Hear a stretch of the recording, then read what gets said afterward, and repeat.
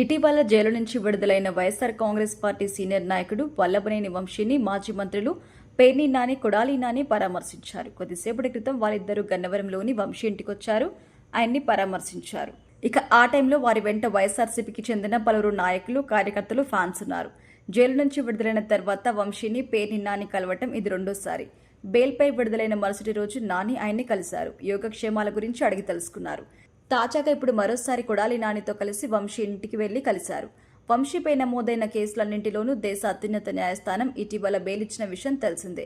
అక్రమ మైనింగ్ కేసులో వంశీకి ఏపీ హైకోర్టు బెయిల్ ఇవ్వడాన్ని తప్పుబడుతూ చంద్రబాబు ప్రభుత్వం సుప్రీంకోర్టును సైతం ఆశ్రయించింది. అనంతరం హైకోర్టు తీర్పును కూడా సమర్థించింది. చంద్రబాబు ప్రభుత్వం కోరుకున్నట్టుగా బెయిల్ రద్దు చేయడానికి అంగీకరించలేదు. 137 రోజుల తర్వాత వంశీ విడుదలయ్యారు. ఆ వెంటనే ఆయన తాడేపల్లిలోని పార్టీ అధినేత, మాజీ ముఖ్యమంత్రి వైఎస్ జగన్మోహన్ రెడ్డిని కలిశారు. ఆయనకి థ్యాంక్స్ కూడా తెలిపారు. కష్టకాలంలో అండగా నిలిచినందుకు జగన్కి వంశీ దంపతులు ధన్యవాదాలు తెలిపారు. ఇక అంతకుముందు పేర్ని నాని తాడేపల్లిలోని పార్టీ కేంద్ర కార్యాలయంలో విలేకరుల సమావేశంలో మాట్లాడారు. ముఖ్యమంత్రి చంద్రబాబు నాయుడు, ఉప ముఖ్యమంత్రి పవన్ కళ్యాణ్ సారథ్యంలో రాష్ట్రంలో అధికారంలో ఉన్న తెలుగుదేశం, జనసేన, బీజేపీ పార్టీ సంకీర్త కూటమి ప్రభుత్వం తీరును ఎండగట్టారు.